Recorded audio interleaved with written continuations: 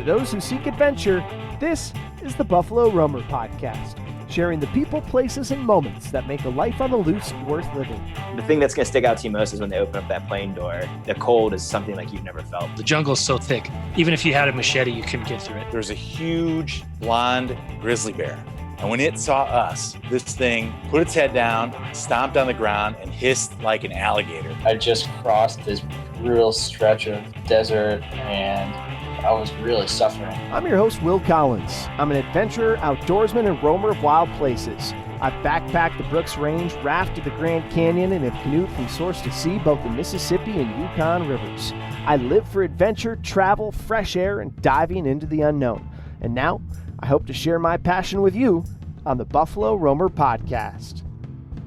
All right, we're rocking and rolling, episode 63. Thanks for tuning in yet again. If you're enjoying the show, make sure you're subscribed. That way you get the latest episodes right when they drop.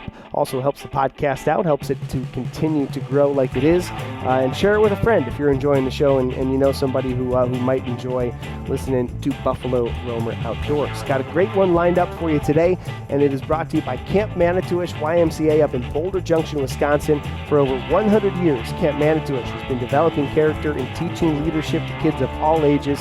That's certainly true of my experience there. I was a camper, a staff member for many years, and it's where it all started for me. A love of the outdoors, a passion for camping, canoeing, and adventure up at Camp Manitouish YMCA in Boulder Junction, Wisconsin. So what exactly is it? It's a 3-week sleepaway camp for children, 5th through 10th grade. They offer wilderness canoe trips as well as archery, riflery, horseback, and more. They also offer wilderness trips for teens, 9th through 12th grade. That's their outpost program, and wow, what a program that is. They offer extended wilderness trips for those 9th through 12th graders, anywhere from 14 to 45 days in wildernesses across North America. Really cool program. There's not many places doing wilderness trips like that, but Camp Manitouish is. So if you're interested, please go check them out at manitouish.org. That's manito-wish.org. Or you can just Google Camp Manitouish YMCA. Make sure you tell them you heard about it on the Buffalo Roamer Podcast. Just give them a ring, too. You can always pick their brains and see what the camp is all about and tell them you heard about it on this podcast. Okay, without further ado, Tom Rowland is the guest today. He is a captain, a fishing guide, a media personality, host of the Saltwater Experience TV show. That's a fishing show that's been on the air well over 17 years. I don't know if it's the longest running, but I got to assume it's up there for one of the longer running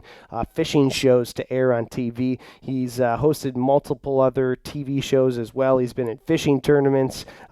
He's been a big personality in the fishing world for a long time. And he also hosts the popular podcast, the Tom Rowland Podcast. You can get that Apple Podcast, Spotify, or wherever you were listening to this episode.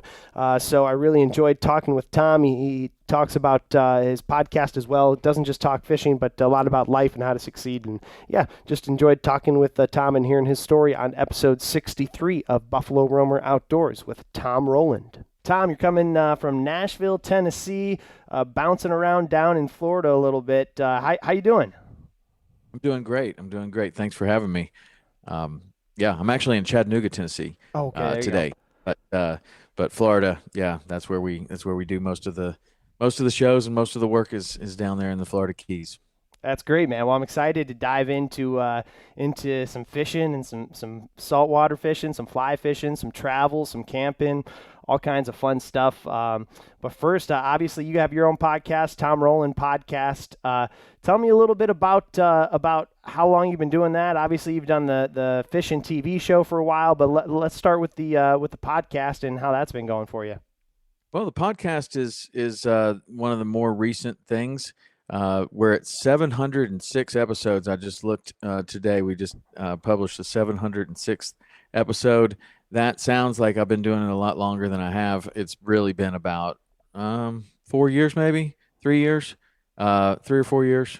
And I've just gotten to where I really like it. One of the things that I like about the podcast more so than anything else, and one of the reasons to start, was that the cycle on coming up with an idea for the television show or finding a guest that we want to have, scheduling that guest, fishing with them, and then actually seeing that finished product is really quite long. if you and I went fishing today for the TV show, it might appear soon, but we might also be filming for next year. So the turnover is very, very slow. With a podcast, if I find something that is interesting, or there's some sort of an angle, on a conservation angle or something, I could record a conversation today and I could have it out this afternoon.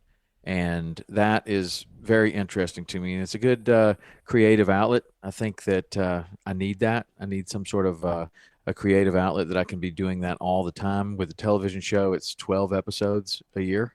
And on the one, Saltwater Experience, the one that I'm on, we produce some other shows, but I really like the conversations with other people, and just kind of, using it as a creative outlet.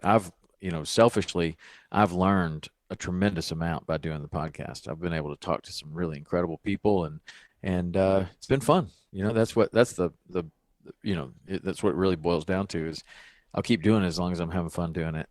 Absolutely, yeah. Same for me, and it's cool, for us to be able to connect, and I'm sure you've had similar feelings and similar interactions with folks where, just a cold email all of a sudden turns into a conversation, two like-minded folks, and all of a sudden you got yourself a new friend or a new fishing partner or whatever it might be. So it's kind of cool how that happens.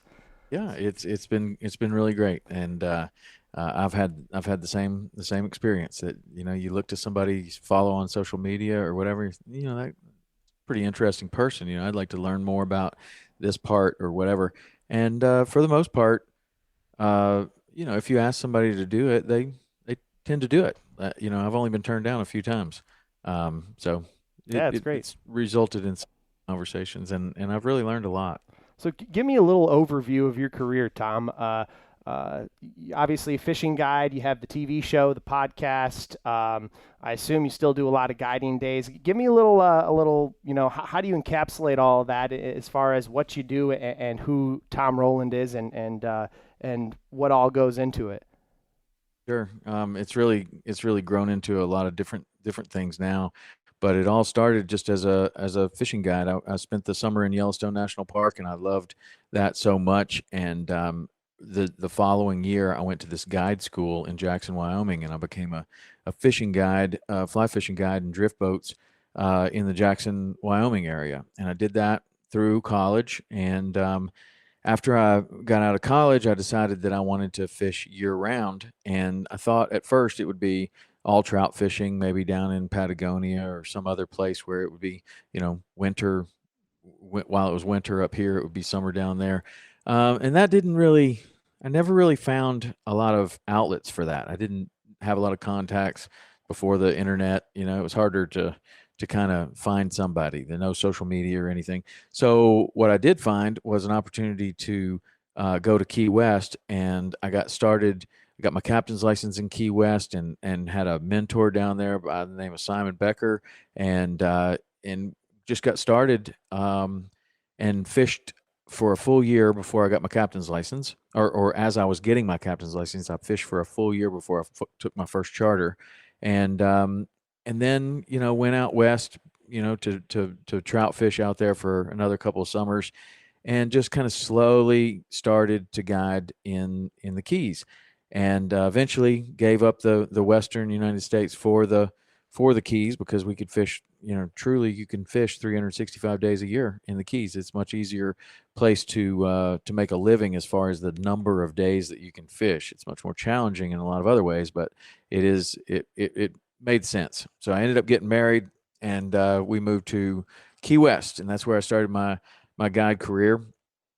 And for a long time, I didn't do anything but just take people fishing, and then got interested in doing some tournaments. And there were tournaments called the Redbone Series in the Florida Keys. They were a charity tournament for cystic fibrosis, and you didn't win any money, but it was an excellent place to kind of make your reputation. If you could win one of those tournaments, that was pretty good. And if you could win one of those tournaments, this is again before the age of social media or anything else, that was one of the better ways that you could make a name for yourself. And if you did well in those tournaments, you generally got a lot of charters.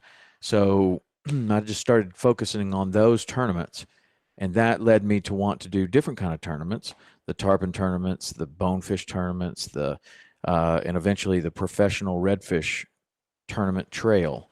And that's where Rich Tudor and I met and became a team on the redfish tournament trail, and that was our first foray into fishing together.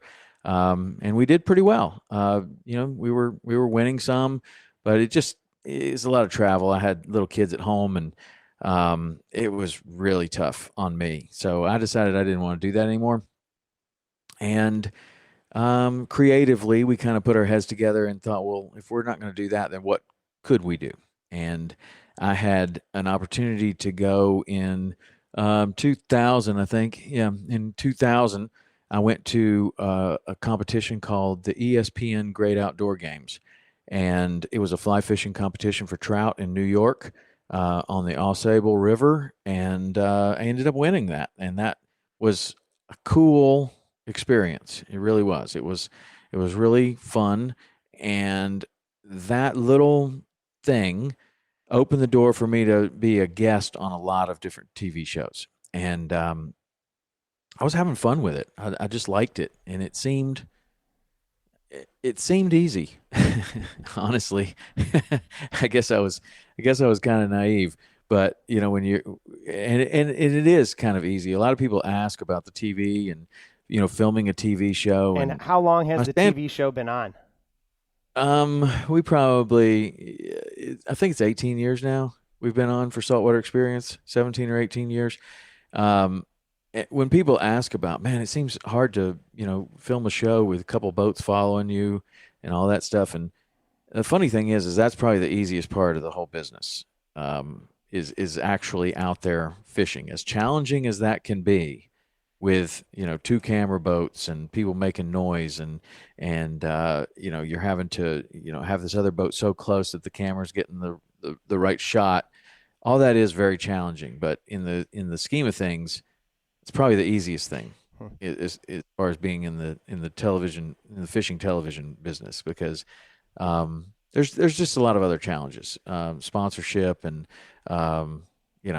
running the whole business. When you start out running your own business just as a fishing guide, you really have very few variables to deal with. You get the cost of fuel and the cost of your truck and your insurance and how you get customers, and that's pretty much it. And if you can stay booked, you do all right. Well, the TV business is a lot more than that. So there was a steep learning curve of how to run a business like that.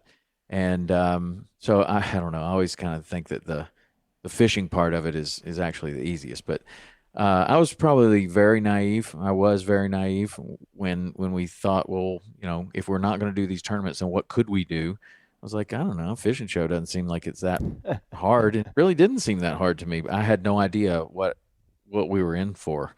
But we did get it started, and it was a different type of show from the very beginning.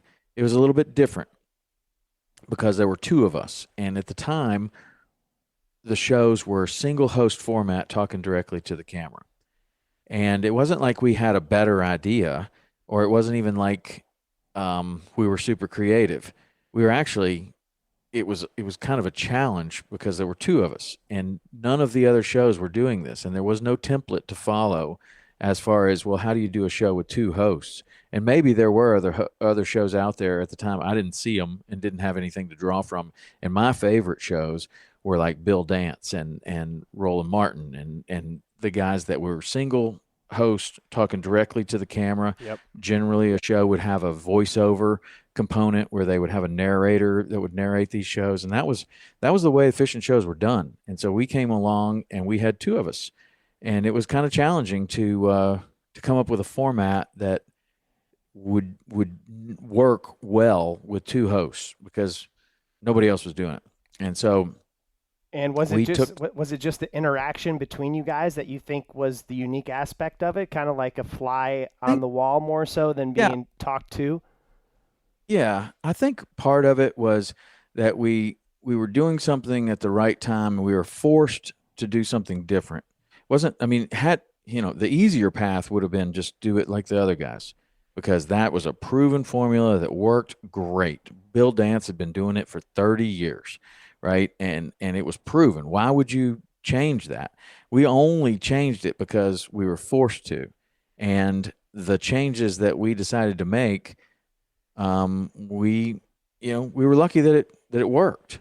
And I think when something happens like that, it seems super fresh, it seems unique, it seems original, whether whether it was or not, it stood out from the rest of the shows because it was different. Sure. And I think we got a little bit lucky like that, but for the most part, we had some really good talent around us. My producer, he was the one that brought most of those ideas to the table, and then knew enough about production to make it flow and make it work nicely. And I think that it just kind of stood out as something that was different. And we were real fishing guides working 300 days a year at that time, and we knew what we were talking about. Like we were on it, and it just worked. That's it great. just worked out. What is it? Obviously, I'm an angler too. Your podcast is obviously full of anglers. The audience of my podcast is mixed. A lot of folks who just like being outside and getting outdoors and hiking. I'm a paddler myself. I love canoeing and boating. But what is it? Obviously, your whole career and whole life has been around fishing. What is it about fishing and angling for you that ticks all the boxes? Well, I grew up with my dad teaching me how to hunt and fish, and for whatever reason, I kind of liked fishing better, and I think I kind of like fishing better because every type of hunting that we did, there was a limit, and if you killed your 4 ducks or you killed your 1 deer or you killed whatever, the day was over, and I always liked the fact that I could, we didn't even have to keep anything, and we could fish all day. I mean, honestly, that was a real big part of it for me. I kind of like fishing better.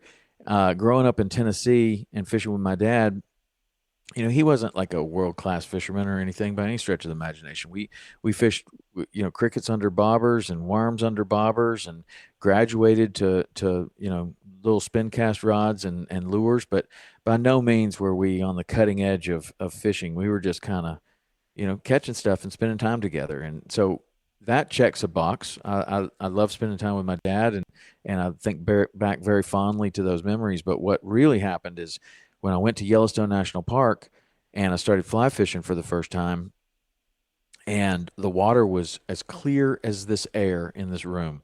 And I had never before seen a fish in a river that I could see there. And the first one I ever saw, I thought it was floating above the water. Like it was like I didn't understand what I was looking at because I had never seen water so clear, and I had never seen a fish outside of an aquarium that was just in there. And I was on a high elevated bank, and I looked down and I couldn't see really where the surface was and where this fish was, and it just seemed weird to me, and it just looked as if the fish was floating in the air.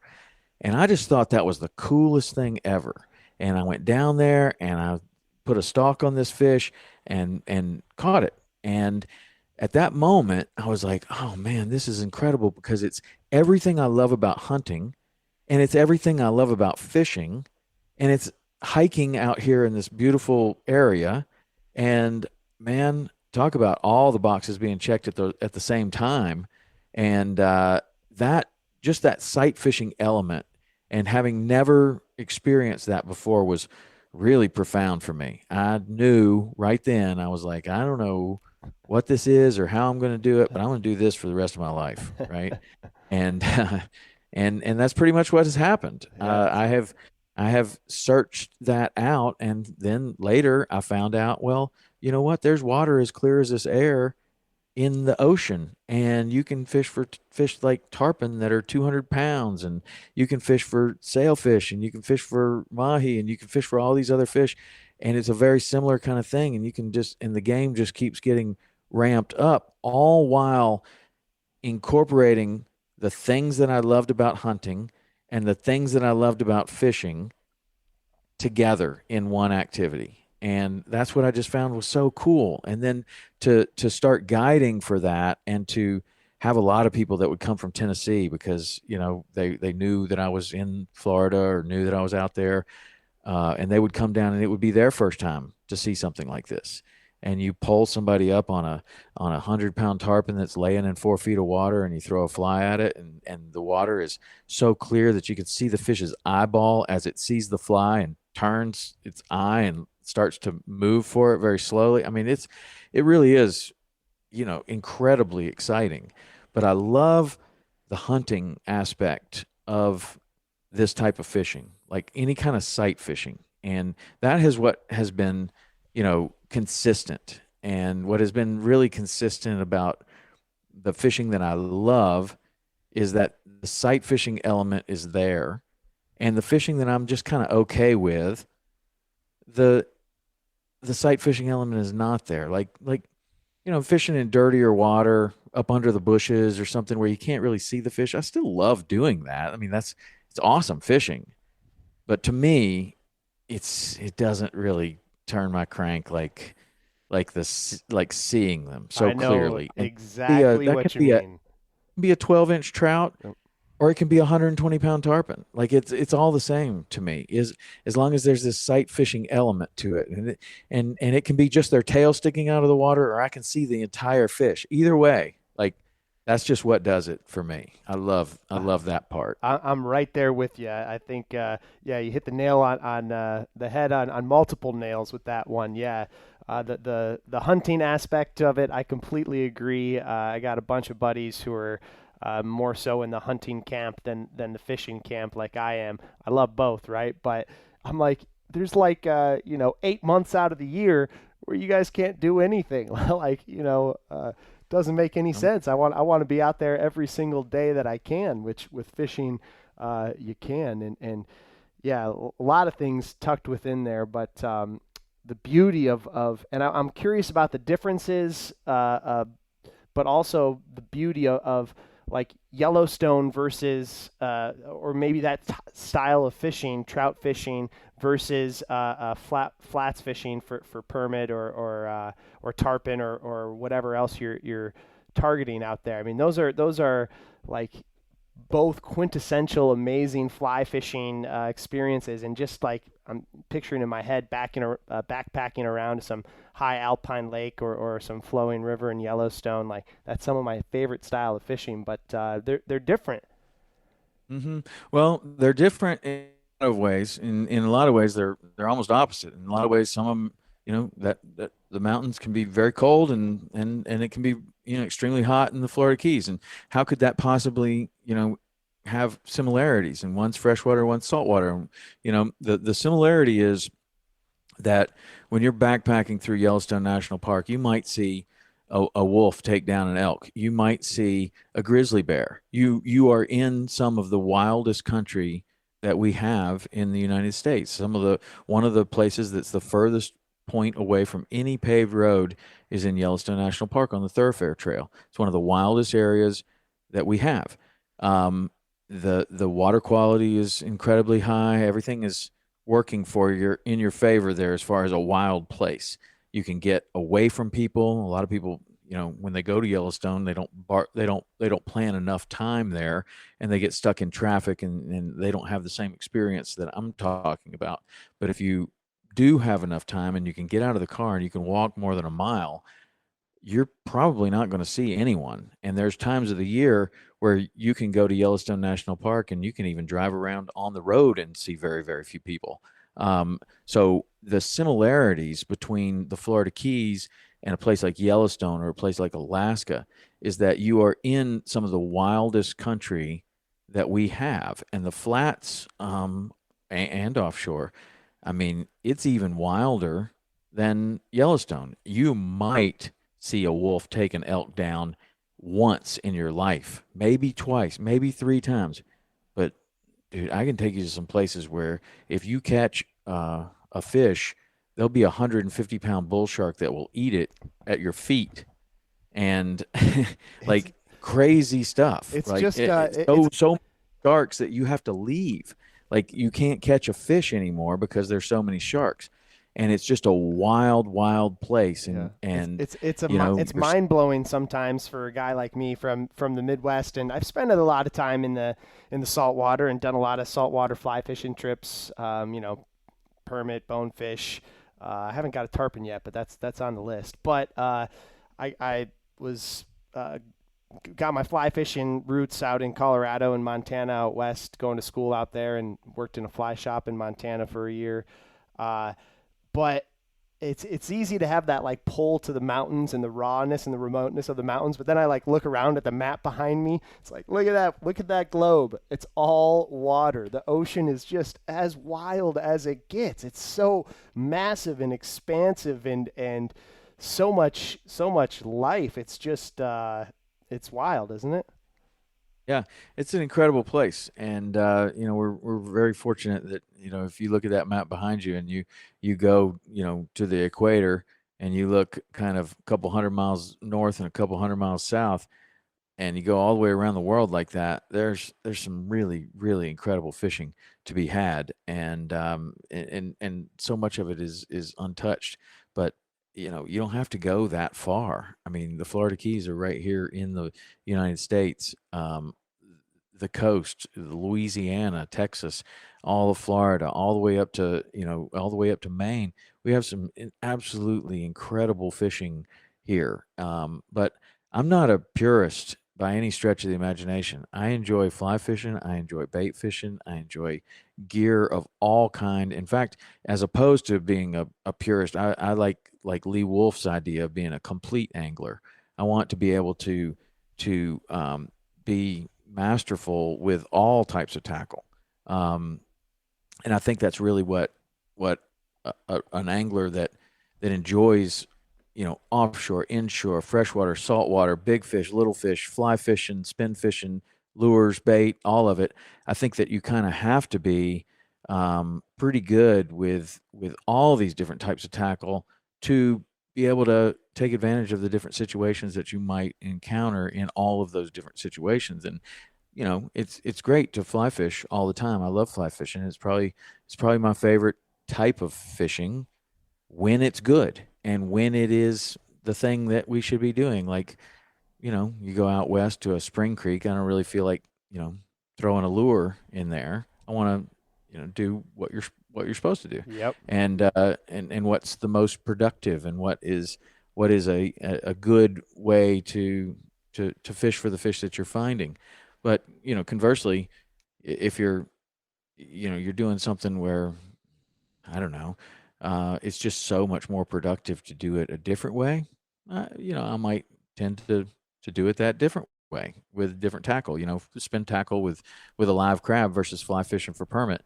You can catch a lot more. I mean, a lot more like that. And in some places in your fishing career, I think it's highly encouraged that you should do that, because especially for permit, permit's a fish that I fish for a whole lot, and people put them up on a pedestal that they're the hardest fish to catch on fly. And they may be one of the harder fish to catch on fly, but it doesn't help if someone has never caught one ever, and they put them on this pinnacle like it's the most difficult thing that they're ever going to do in their lifetime, and they have no experience doing it, and they're trying to basically win the world heavyweight championship on their first fight ever, and you're super nervous.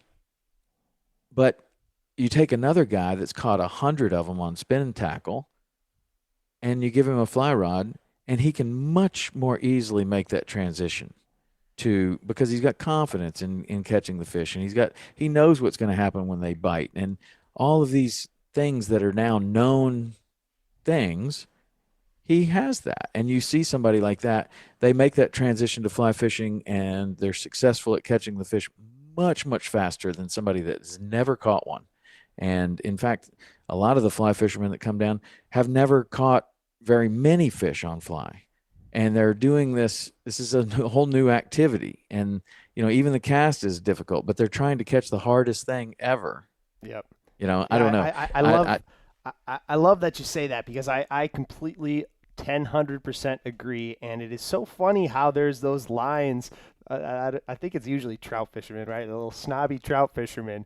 That it's so funny how those lines are in the fishing world. So I grew up in the Midwest in Illinois, spin fishing, and I went to school in Colorado, and that's where I picked up the fly rod. And then I was pretty much fly only and more or less. And then I was working in the fly shop in Montana, and yeah, hearing people just poo-poo spin fishing or bait fishing or whatever it is, I'm 100% with you. You got to be an all-around angler. The best tool for that species or for that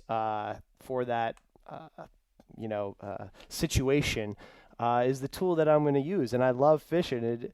I love fly fishing. I think, like you said, fly fishing is probably one of my best favorite ways to fish. But man, I'll tell you what, I love handline fishing too. Throwing a Meps through a little pool and spinning it like this.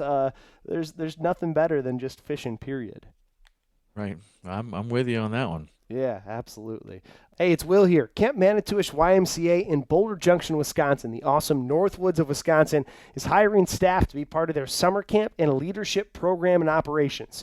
Come have a summer-long wilderness experience working with youth. Build lifelong friendships, leadership skills, patience, and confidence. Working at Camp Manitouish YMCA was some of the best summers of my life. I spent several years there on staff. Was able to lead some awesome trips, including sea kayaking, canoeing in the Northwoods, and just met some really awesome people who I'm still friends with. Some of the perks of employment there include a weekly salary, all housing and food provided for the summer. They also offer leadership training, options for wilderness certifications like Wilderness First Aid, CPR, Wilderness First Responder, and more. You can find out more at manitouish.org. That's manito-wish.org, or just Google Camp Manitouish YMCA, and make sure you tell them you heard about it on the Buffalo Roamer Outdoor Podcast. Also, give them a ring. They're happy to answer any questions over the phone as well, and make sure you tell them you heard about it here. Okay, without further ado, back to Tom Rowland on episode 63 of Buffalo Roamer Outdoors. How about spending time in all of these wild places? Yellowstone, the Flats. I'm sure that you've done, plenty of other amazing destinations and places. Are there any wildlife, one or two wildlife encounters that come to mind? Like what one that you think of in the forefront?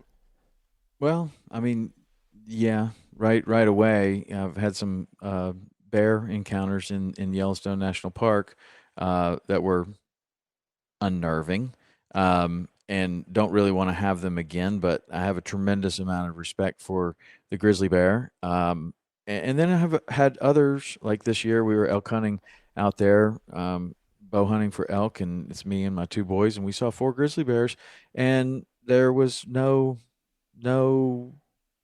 I mean, I'm not going to say no danger, but the bear saw us, stands up on his back 2 feet and takes off. I mean, it wasn't like there was any sort of, big kind of encounter. It was just like, maybe it could have gone the other way, and you always know that's the case when you're around grizzlies and you're in grizzly bear country. So anytime I see a grizzly bear, whether they just run off or we have to do something like act big and move our arms and discourage the bear, any of those encounters are something that I remember right away. As soon as you say that, that's one. On the other hand, we have these fish that we're fishing for in the Florida Keys that are 6 feet long or longer, and they're silver, and they're called tarpon. They can be the size of a person easily, 120 to 150 pounds. That's one that we see quite often there. And we have another species that likes to eat them, and that is the hammerhead shark. And those hammerhead sharks can be the biggest one that we've ever caught. We did it on the show the first time we ever did it. It was 13 and a half feet long. Oh my God. It can easily eat a fish that's 120 pounds. And that usually happens very close to the boat. And anytime you see that, well, of course you have so much respect for the tarpon, and you look, you chase after them so much and with such passion that when you see one get eaten, that's not not anything that you necessarily look forward to, but at the same time, you can't help but marvel at the hammerhead. Oh. Like, it can catch a tarpon. Like, It's that's an insane. amazing feat in itself, because we're trying to catch a tarpon, and they're super fast, and they're strong fish, and the hammerhead can come in there, and they can find the weak one or the hooked one, and they can eat them. And to see that happen under your feet that's an encounter that you're not going to soon forget, for sure. In our case, we've managed to have that happen on camera a couple of times, which is pretty exciting. I never want to see a tarpon get eaten, though, and you want to do everything that you can not to allow that to happen. Like, fight the fish as quickly as you possibly can. But in some of these areas, these sharks have gotten so bad that if you fish there all season, it's going to happen. That's crazy. It's going to get eaten, and it's probably going to happen really close to the boat. So, I mean, those would be the two things I think about immediately as soon as you ask about wildlife encounters. It sounds like the only thing I can think of is just like awesome, and not in the sense of like awesome as in cool, but just like awe, like the raw power. It's of truly that thing. awesome. Yeah, that sounds Truly awesome. wild. That is crazy. How about going to some of these remote places? Obviously, in the places you're fishing, I assume that the areas you go to, you're familiar with, you go to them fairly often. But is there any, or what would you say throughout your career are some of the places that are most out there, or most where you feel the smallest? Obviously, you mentioned Yellowstone. I have to imagine there's points in there. Yeah, for sure. I mean, Yellowstone is definitely one, and there's some of my favorite places there. But you take a 200-mile radius around Yellowstone, take the center of Yellowstone, and just draw a circle 200 miles around it, and you have some of the most incredible country that we have, within the United States, and you can find some just truly remote places there. Whether it's a mountaintop or you're in some sort of a valley, you can feel pretty small there. I was able to take a couple of trips. I've been to this place called Christmas Island twice. Christmas Island is out in the middle of the South Pacific. I did one trip to Christmas as well.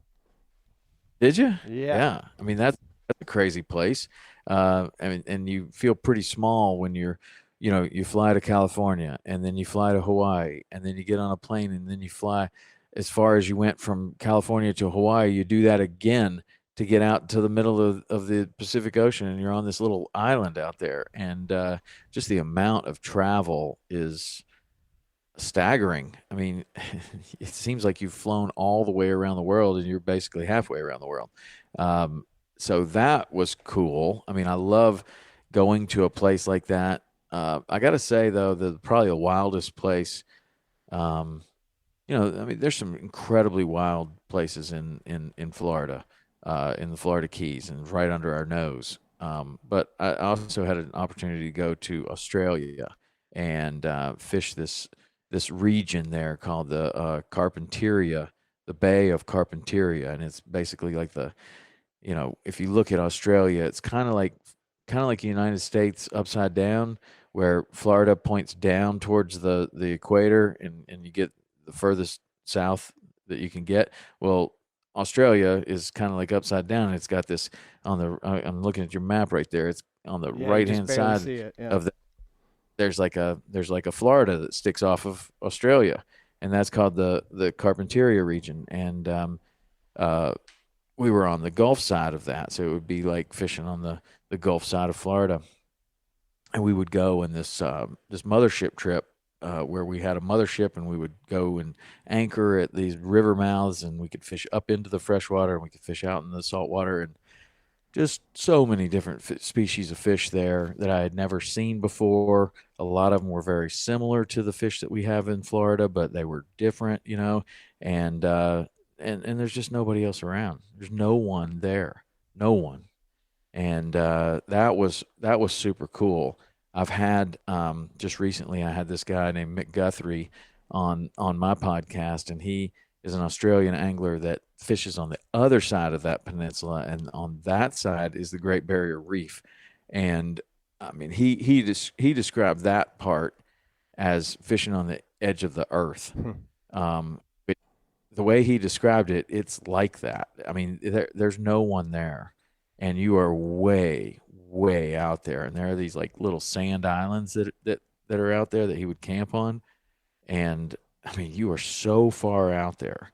And, you know, even to get to that region, he had to drive like 16 hours in the car to get up to that region, to even put the boat in, to then go as far as he can go out past that. So hopefully one day I'll be able to go there. That's definitely on the list. That sounds awesome. But, you know, Alaska's incredible. Some places in Canada have been amazing.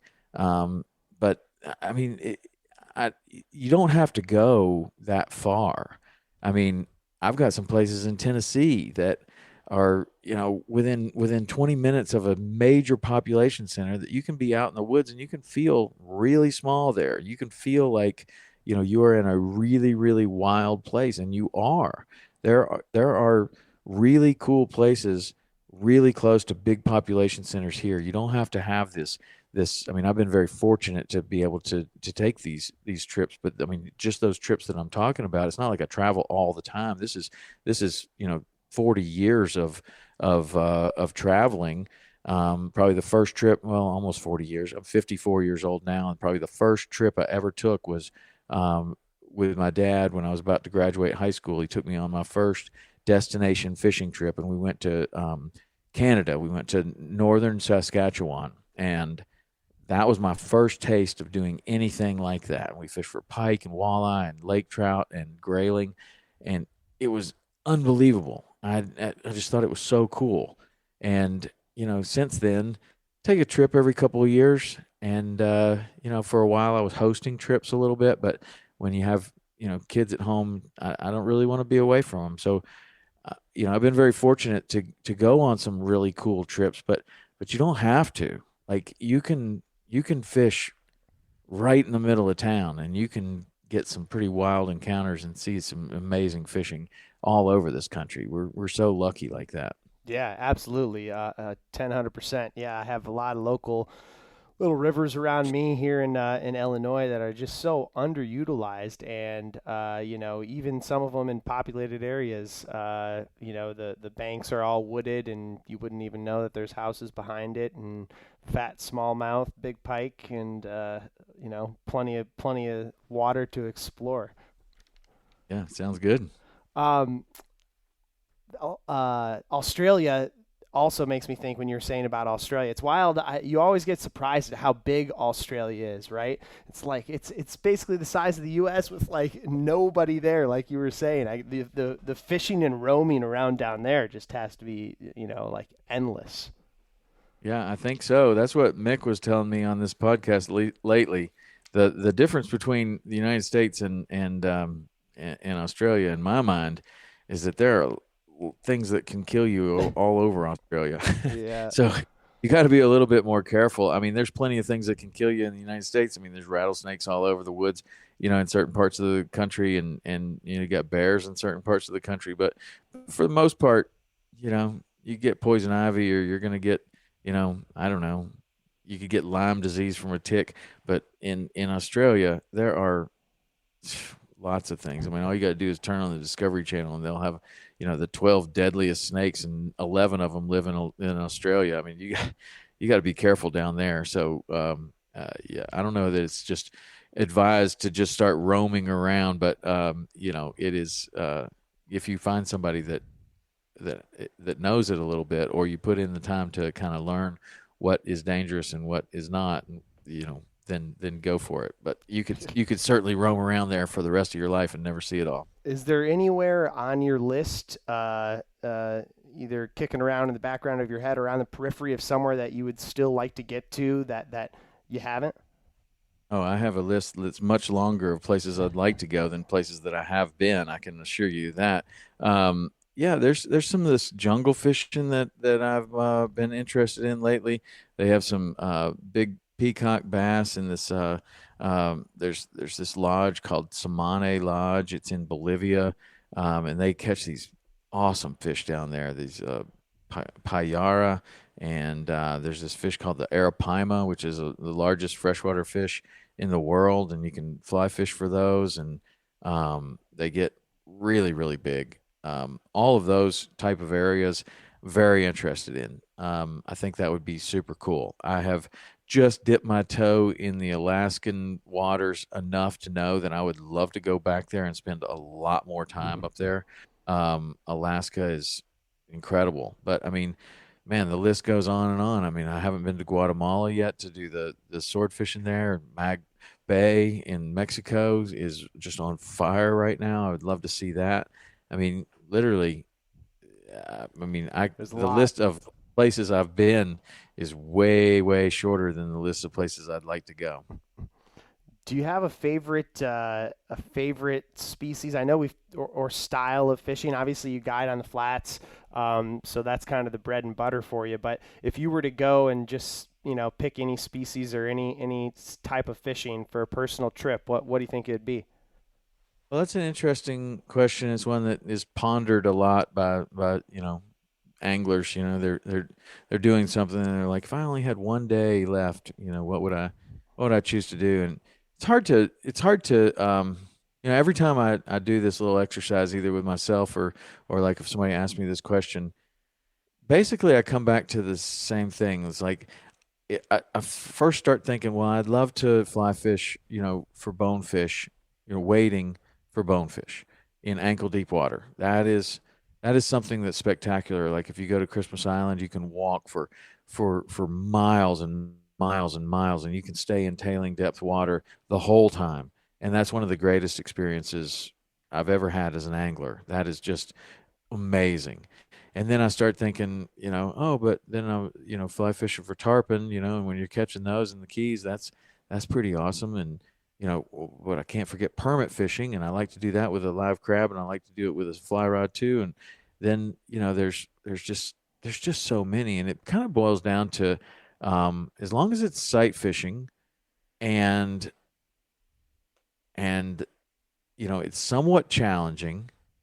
Like it needs to be challenging enough to where you have to be really super focused for me to really get my attention.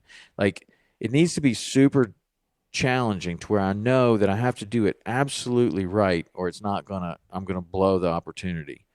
But not so hard that you're not catching anything. You know what I mean? Like Oh yeah.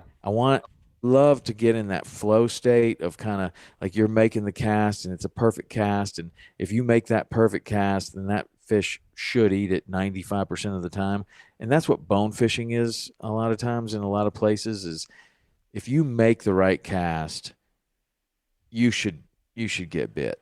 And if you don't make the right cast, you don't deserve to catch that fish and it spooks or swims off and you miss that opportunity because of your skill level. And I love those type of situations, and I can find those type of situations in spring creeks. I can find them on western rivers. I can find them on bonefish flats. I can find them permit fishing. I can find them tarpon fishing for sure. And then you come upon those type of situations where you were least expecting it. Maybe it's red fishing, where you got a bunch of tailing redfish around. If you make the right cast, you catch them, and if you don't make the right cast, you don't.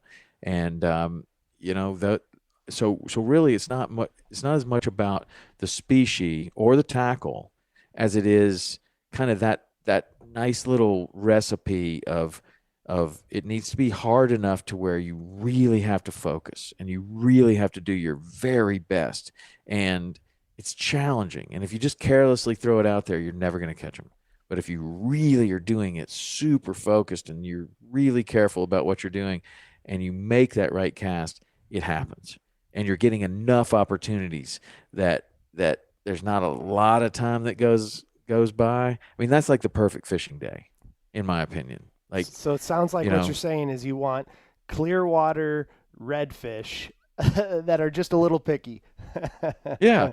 Yeah. I mean, how hard is that to find every time you go out? Yeah. I mean, but that's really the thing that captivates, me to obsession, is that you find that occasionally, like exactly what you're looking for. You find it occasionally, or it's fleeting. You find it for a part of the day, and then you're constantly trying to replicate that, and you get close, and then there are these fleeting moments of, oh man, we're gonna find it again, and then it's over, or the weather changes, or the clouds come in, or something happens, and then you think, okay, well, now I got the tide right, I got the wind right, we're going back to that place, and we're gonna see if we can find this again.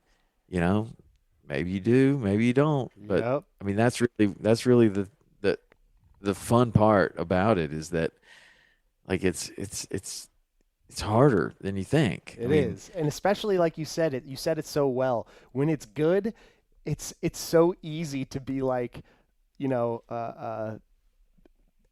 ambivalent about it, or to be to not care as much, because you think, oh, that's so good, it's going to be like this every day, it's going to be like this tomorrow, like, oh, we're hammering them, I'm such a good angler, whatever it is, right? And then you come back the Like, next feel like day a and, superstar. yeah, exactly, you come back the next day and fish are turned off, you're doing the exact same thing in the exact same spot, and nothing.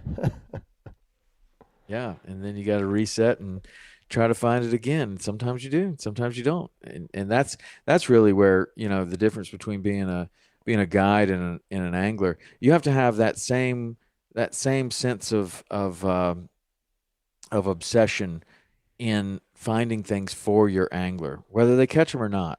And these little nuances about how the fish are acting, and that you found it today. You found exactly what you were looking for, and now you have to have good communication skills with your angler, and you have to fish through them. You have to get them to do what needs to be done, and that's good communication skills, and that's good verbalization of what you're so excited, and it's easy to be like, right there, right there in the water, and that doesn't do any good. Like, those are garbage commands. It's like, okay, calm down. Okay, 11 o'clock, 30 feet, make the cast. Okay, that was short. You need to go the same place, 11 o'clock, go 10 feet further. Okay, that one's also short. The fish is moving away from you. Do you see the fish now? Are you pointing at the fish? Okay, now go a little bit to the right. Now go 45 feet, and you put it right in there, and they catch the fish. But even if they don't, these little nuances about the fish, the way they're tailing, the way that they're swimming, the fact that they're actually on this flat, the depth of the water, the way the wind's blowing, the sun angle, all of that stuff happens, and you got there because you forecasted that. Like, you looked at the tide book, you looked through the old journals, or you just scoured your memory, and you're like, where would I be on this tide at this time with the sun angle like this and the water temperature like this? And you literally had thousands of different places that you could have gone, but you chose that one, and you made that decision because you thought this situation was going to be happening there, and you get there and it is. And whether your angler catches them or not, in your heart you did the right thing, and there is this huge feeling of satisfaction when that all comes together. Now, there's a huge feeling of satisfaction when your client catches that big fish and they give you a sweet tip at the end of the day. I mean, that's pretty awesome too. But even if they don't, you can file that away as, that was an absolute win for me.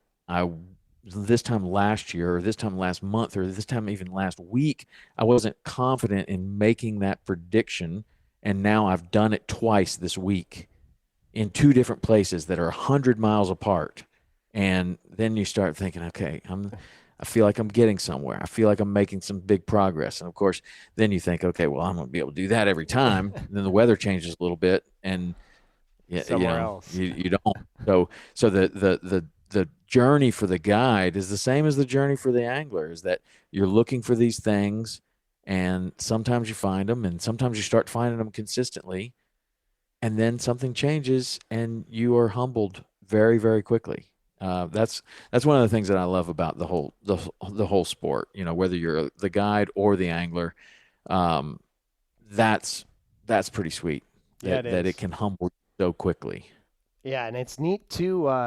The communication, as you were mentioning, that is needed, and the team effort, especially on a flats boat like that, to be able to connect and land the fish. Because, like you said, obviously the guide has to put you in position and know where it is.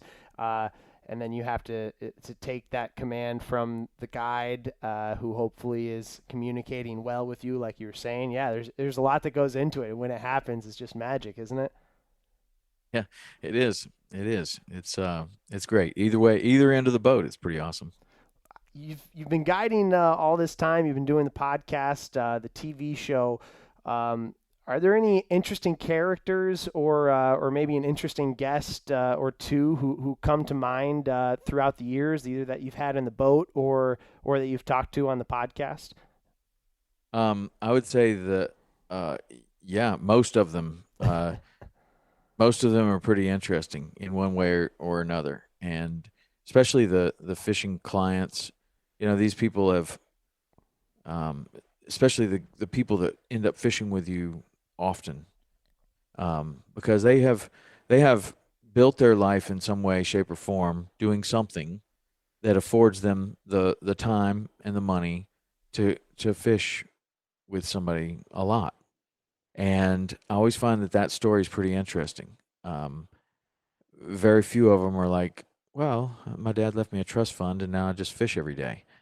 Um, there are a few that are like that, but most of them were pretty innovative in different industries, and somehow made a ton of money doing something very interesting. And I usually don't talk to them about that until I've fished with them quite a bit, because I felt like for a long time I felt like people were coming down to fish, and they the last thing they wanted to do is talk about work because they're trying to get away from work.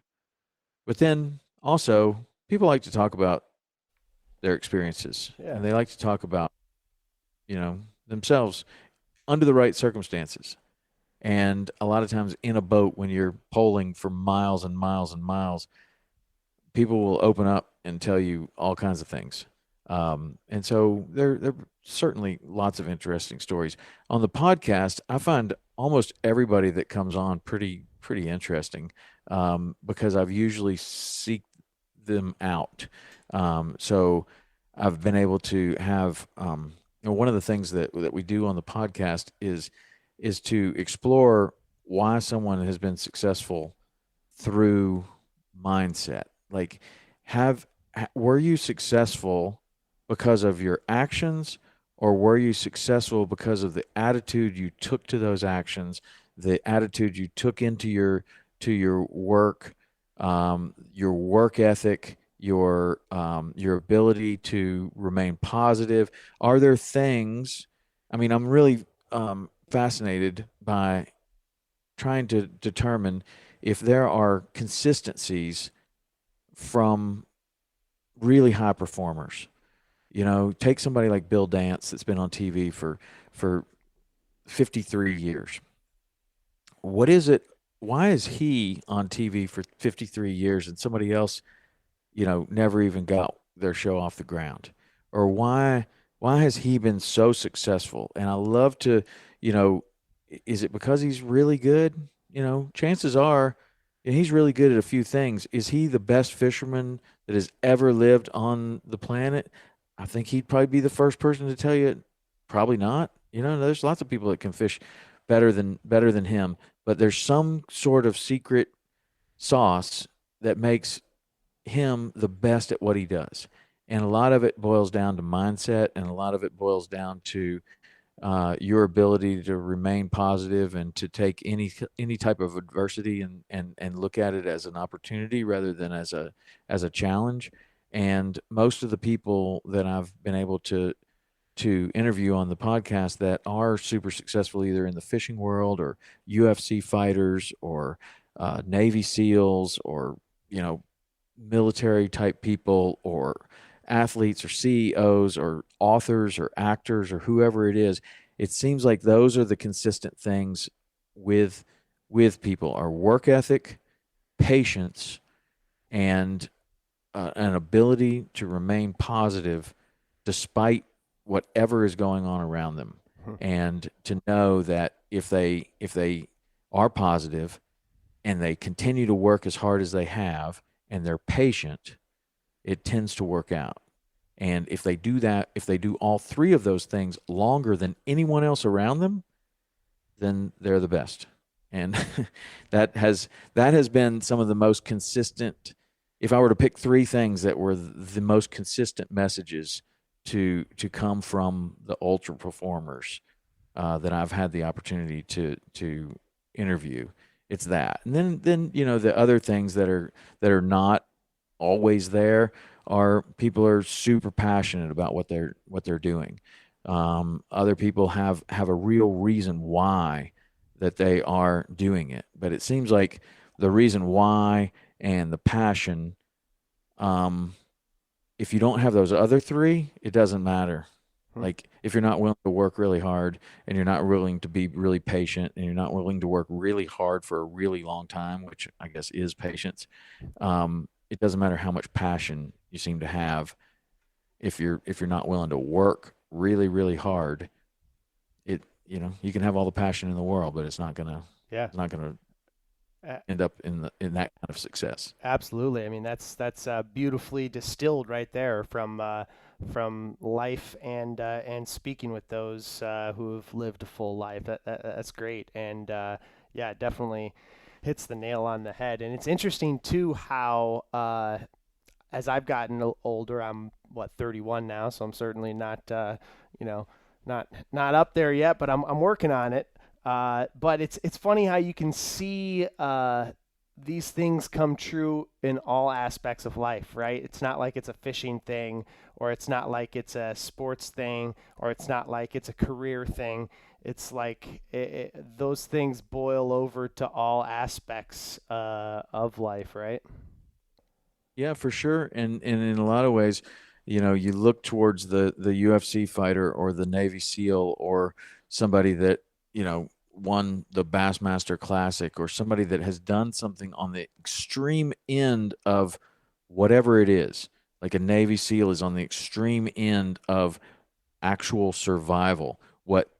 If they have leadership lessons that have been tested on the battlefield, they work because that person is here today. Otherwise, they might not be here today.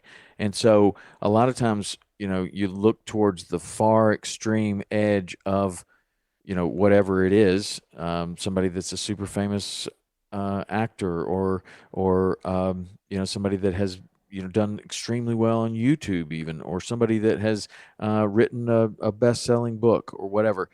And you look towards these outliers to see, because what has worked for them in those extreme situations will definitely work for, most of us on a Monday morning when you don't want to get out of bed, like to get started on the week. And, if you can apply any amount of what you're learning from these extreme performers to an everyday life, you can improve 1% a day. You can make sure that you are staying on the right path, that you are accomplishing your goals, whatever those goals are, whether they're fishing related or whatever else. And I've had to look to all of these people for all these years because, I'm fishing, but then I'm trying to run this other business of a TV show or Waypoint TV or something else, and I'm getting in these situations to where I'm really over my head and challenged. And so in order to stay positive and in order to continue learning and in order to realize that I'm going to make mistakes, but if I continue to do this day after day after day, and I really stay patient and I continue to work harder than anyone expects me to, then, eventually of course there are going to be mistakes made. You have no idea what you're doing, right? But, if you just continue with that work ethic and the patience and the consistency, eventually, things, all of a sudden, you feel like you're the youngest person in the room and the least experienced person in the room. And then, one day somebody's asking you like, well, how did you do this? And you're like, how did I do what? Like, I still feel like I'm a kid, the youngest, least experienced one here. And all of a sudden somebody's looking at you like you're now the mentor. It's a weird deal. And it's like, well, I guess I worked hard for a long period of time, remained patient, and stayed consistent, because eventually that tide kind of turned to where no longer are you the least experienced. Now you have middle of the pack experience, or maybe you're the most experienced now. And I don't know, that's something interesting to think about. I don't know if I've ever really thought about it like that before. Yeah, that's a recipe for success right there. A recipe for successful life. Yeah, and I've found that to be more and true too, especially, as I was younger, you always want to hit the home run, right? You always want to step up to the plate and swing for the fences, but it's clear to see that just in my own life that, yeah, when you just chip away, right? It's the small things that just chip away that create big and meaningful change and lasting results, rather than trying to hit that home run. It's just chipping away consistently, working hard, and staying at it longer than others, right? One of the people that we had on the podcast that was great was the author of the book Chop Wood, Carry Water, which is a highly recommended book. It's right along with what we're talking about here, and it's a little book. It wouldn't take anybody more than a day or two to read it, and it's really, really a cool book. So if you're interested in what we're talking about, you could check that book out. I think you might enjoy it. Great. Awesome. Well, hey, Tom, I'm going to wind her down here. It's been fun chatting with you. And I guess actually before I let you go, I know you spent some time down around Venice, Louisiana too, right? Yeah, quite a bit of time down there. There's a lot of redfish tournaments down there. We used to go there for a lot of the redfish tournaments, but I got a couple of friends there, both offshore fishermen and inshore fishermen, and one of my favorite places to fish. It's for sure. Awesome down there. I want to get back down there, so that's where I ended the Mississippi River through paddle that I did south of Venice, Louisiana, out at south of Port Eads there. And we got to talk because on when you're on my podcast, because one time when we were down there, it could have been you. We pulled up to the gas dock. We're getting some gas, and this dude pulls in, paddles up, and dude looked like Tom Hanks in Castaway. Yep. And I was like, "Where have you been?" He's like, "Well, I'm just finishing up. I'm about to get out of the boat for the first time." And a lot of people, I mean, that's like a real, that's the path, right? You're Absolutely. going all the way to Louisiana, and I happened to witness someone doing what you did, and man, what a challenge that seems to be. That is one of the coolest trips ever. I can't wait to talk to you about that on my podcast when I have you over there. But what a cool trip. Absolutely. And I'm looking forward to chatting with you about it. But yeah, that Venice, Louisiana, I've always been wanting to get back down there since so the last day, you probably know the campsite there. It's in what is it called? The South Pass, the main pass out there.